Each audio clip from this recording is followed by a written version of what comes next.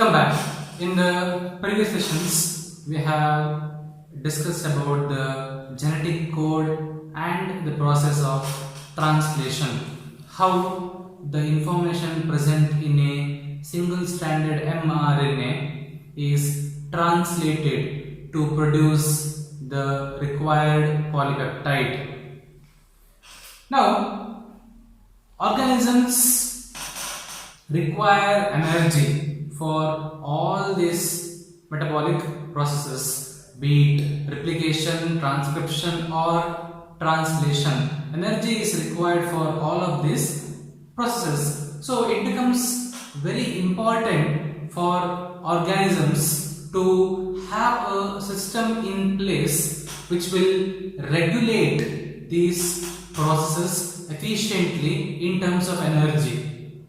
So that is what we will be discussing in this particular video, that is the regulation of gene expression. What do you mean by genetic expression? Very simply, you have a mRNA. The mRNA is producing the respective protein. This is what we call it as genetic expression. When a gene, it produces a polypeptide or protein, we say that the gene is expressed. For example, we discussed this in the case of monohybrid and dihybrid cross in Mendel's experiments. So when the genotype is expressed, it results in the phenotype. So all the morphological features etc. is due to the genotype. If the gene is not expressed, then the respective protein is not produced and the phenotypic expression is not seen. This is very important during the process of growth and embryonic development also. So only when the genes are activated, the particular proteins or group of proteins are produced. This group of proteins, they interact among themselves and is responsible for growth, differentiation and development. So in eukaryotes, the genes are regulated at various levels. So this regulation of the expression of the gene, it can take place at 4 levels. One is at the transcription level, that is the level of formation of mRNA. So this level itself could be regulated. It is under regulation. Also, regulation can take place at the processing level.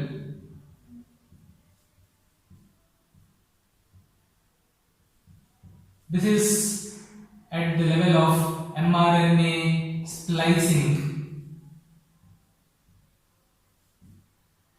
So this step also is responsible for the regulation process. Also, during the transport of mRNA from the nucleus to the cytoplasm, regulation can take place during this step, and ultimately at the level of translation, that is the process where the protein is produced from the respective mRNA. So regulation of the expression of a gene can take place at all these different levels in eukaryotes. In prokaryotes, when we talk about prokaryotes, the energy efficiency becomes much more important because being unicellular organisms, they cannot afford to waste energy in these processes. So in prokaryotes, the main step at which regulation of gene expression takes place is at the transcription level. This is the main step, especially the initiation of transcription. So this is the main step where the genetic expression is regulated in prokaryotes. Let us understand this with the help of an example. To understand how genes are regulated, the first model was studied by Jacob, that is Francois Jacob, and Jacques Monod. These are the two scientists who experimentally showed the regulation of genes, and their model organism was E. coli bacteria. So they studied gene expression in E. coli bacteria, and these were the ones for the first time they showed how are genes regulated, and they showed it using the lactose operon for the first time. That is why lactose operon is included in our chapter, because this was the first operon that was studied. Now, to understand this, let us understand what is a operon and what does it do, and finally we will study how is it controlled. So for their work of explaining experimentally how are genes regulated, Jacob and Monod, they received the Nobel Prize in the year 1964 for working on the lac operon. So what is the operon? We will be studying the lac operon in detail. So a operon is nothing but a arrangement of a polycystronic gene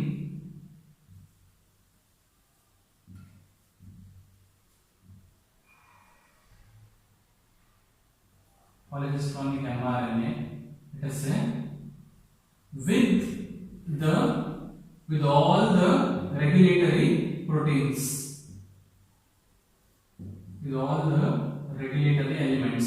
This is what is called as a operon. Important point to note here is operons are present only in prokaryotes.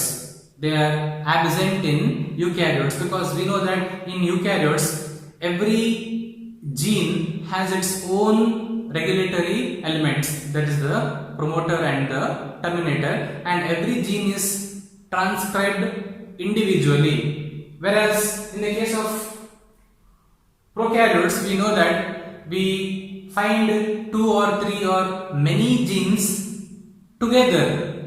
So we have polycystronic mRNA, and all these genes can be transcribed together with the help of a single regulatory element. So that is what is a operon. So it is arrangement of a polycystronic mRNA controlled by a single promoter.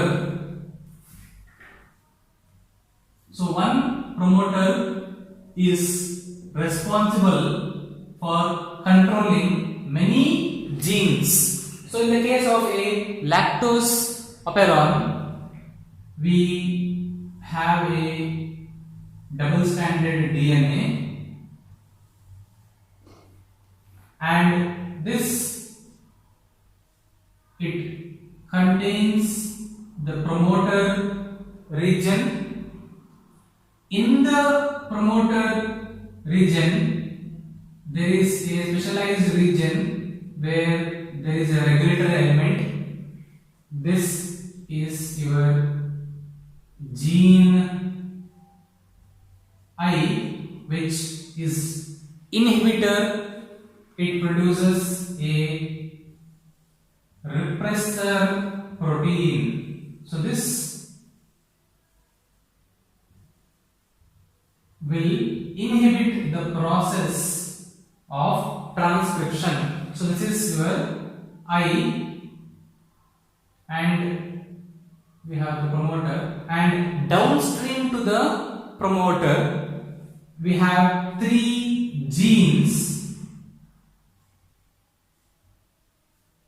So we have LAC-Z, LAC-Y and LAC-A. So there are three structural genes which are present together, and all of these are controlled by the same single promoter. So when our RNA polymerase enzyme comes and binds to this promoter, the RNA polymerase will move forward and all the three genes will produce their respective mRNA together.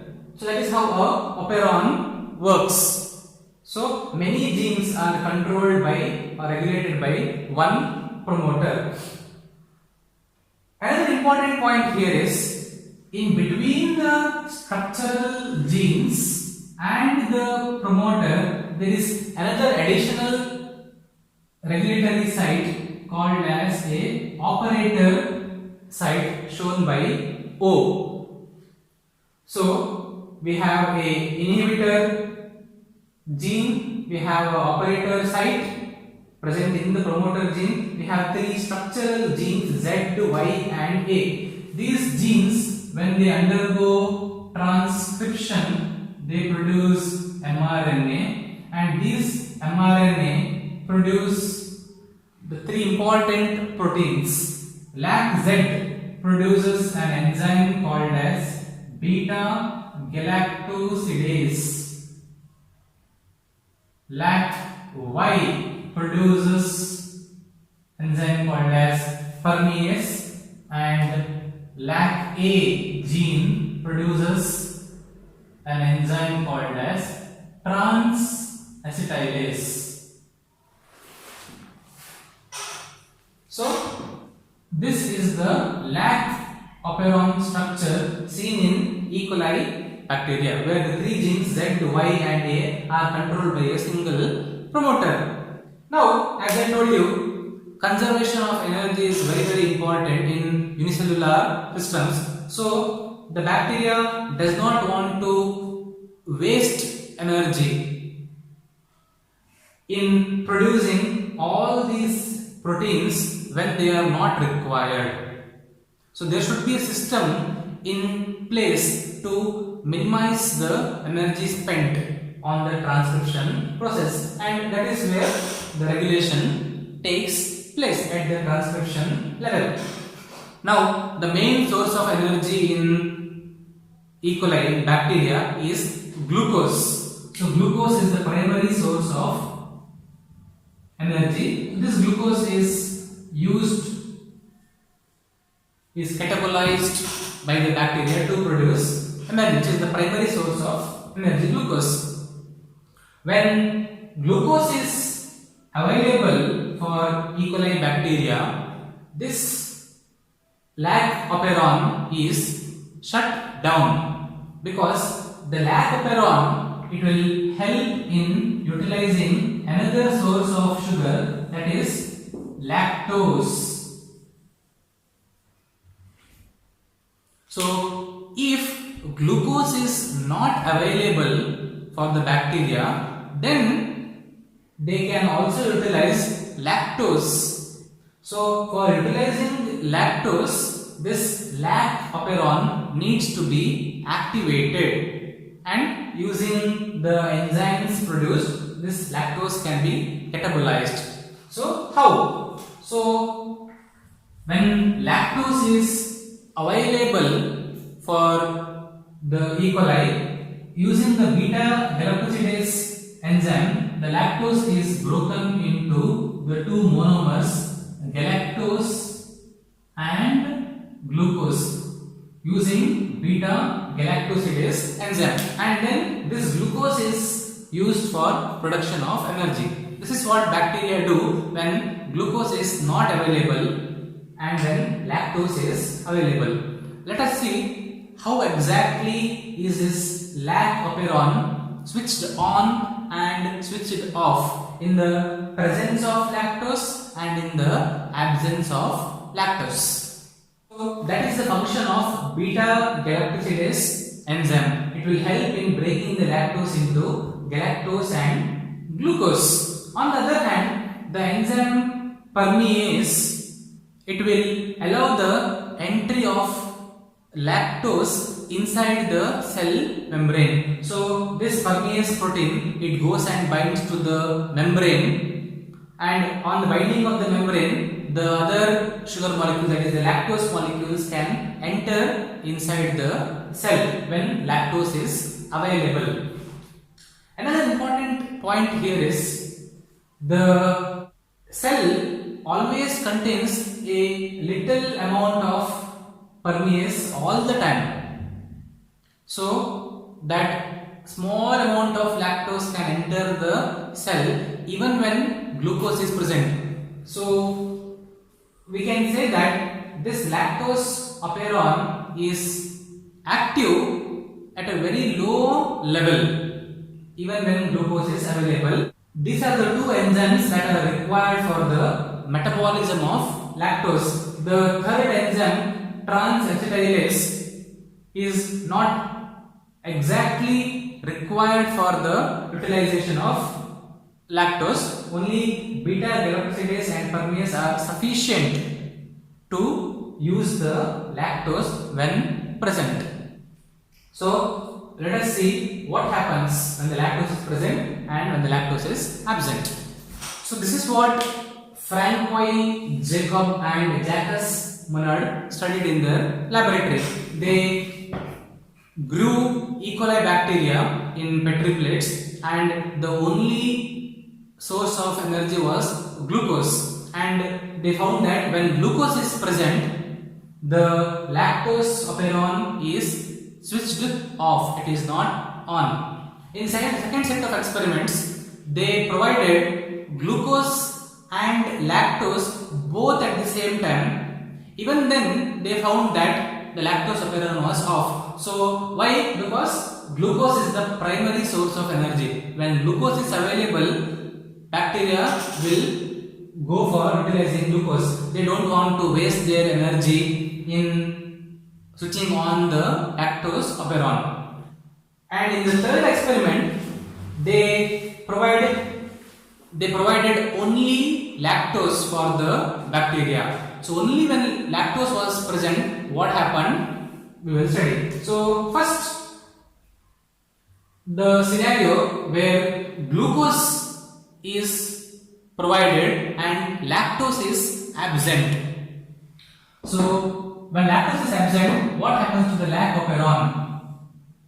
So we have the inhibitor region, and we have the promoter region, and we have the operator region, and we have the three genes ZYA.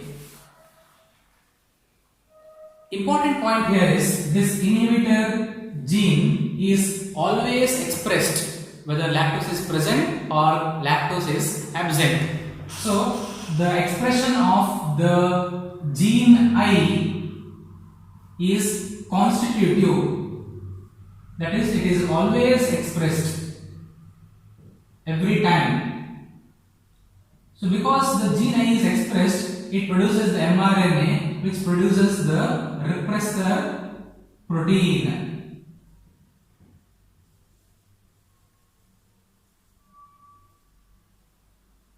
This is when lactose is absent. This repressor protein will then go and bind to the operator region. Now, because of the binding of the repressor protein to the operator region, the RNA polymerase cannot move forward. The RNA polymerase can come and bind to the promoter, but because of the presence of this protein, the RNA polymerase cannot move forward. Without the RNA polymerase moving forward, transcription will not take place. That is, the gene Z, Y and A, the mRNA is not produced. mRNA is not produced. So, transcription does not take place. So, that is how they manage to save their energy when glucose is present and when lactose is not present. So, that the operon is switched off when lactose is absent. This is the case. Now, when lactose is present, if lactose is present, so when all the glucose is used up by the E. coli, next we give lactose in the medium. What happens to the lac operon in this particular case? So when lactose is present, then this lactose, it acts as an inducer. So this lactose, let us say, this lactose can go and bind to the repressor protein. So we know that the repressor protein is present here in the operator region. So when lactose is present, what happens is, I already told you, low levels of activation is always present, at very low level. So the permease protein will go and bind to the cell membrane and it will help the membrane to open up so that more lactose can get inside the cell. That is how permease helps. So when lactose starts coming into the cell, these lactose molecules can then go and bind to the repressor protein, which is now sitting on the operator region. So when the lactose molecules go and bind to the repressor protein, there is a change in conformation of the protein. So this repressor protein will change its shape, because of which it is no longer able to bind to the operator region. So the repressor protein will then be removed due to the binding of the lactose. So repressor protein is removed from the operator region. When the repressor protein is removed from the operator region, the RNA polymerase enzyme present can move forward. When the RNA polymerase enzyme moves forward, the lac Z, lac Y and lac A genes, they produce their respective mRNA. mRNAs are produced. These mRNA then undergo translation to produce the beta galactosidase and permease. As more and more permease is produced, more and more lactose starts coming inside the cell. This lactose is then broken down with the help of the enzyme beta galactosidase to produce galactose and glucose. This glucose is then used by the bacteria for production of energy. So we can say that when lactose is present, the operon is on. It is switched on. Transcription takes place and the respective proteins are produced. So that is how a operon, it controls the expression of gene in the presence of an inducer and in the absence of a inducer. So lac operon, we can say that it is a inducible system. It's an inducible operon because it can be activated by the presence of a inducer. Also, the lac operon is under negative control.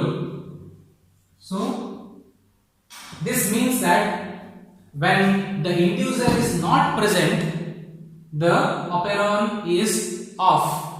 Whereas when the inducer is present, the operon is switched on. So it is under negative control. Of course, the lac operon is also under positive control, which is beyond the scope of discussion for class 12, about which we will study in higher classes. So that is all about operon and how operons help in regulation of gene expression in prokaryotes. Eukaryotes do not have operons. Thank you.